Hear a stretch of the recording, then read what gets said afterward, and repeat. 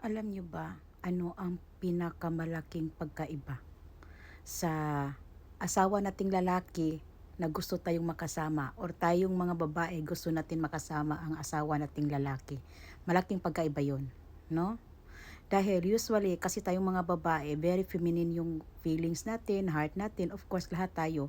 Gusto tayo na yung lalaki natin proud sa atin, gusto natin na isasama tayo lagi sa kanila at gusto din natin na talagang ah, sweet sila sa atin. Of course, wala namang nangarap ng babae na iwan ka lang diyan sa bahay at wala naman nangangarap na siguro na babae na balikan alisan ka lang ng asawa mo.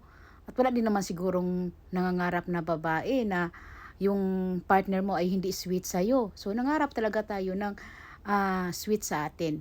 Pero, malaki ang pagkaiba talaga na yung ang lalaki natin proud sa atin. Kaysa, tayong mga babae kasi common na talaga na proud tayo sa partner natin lalo na pagmahal natin. Proud talaga tayo. Pero ang lalaki kasi iba, special ang lalaki. Pag pina-proud ka sa lalaki mo, that is a very very special.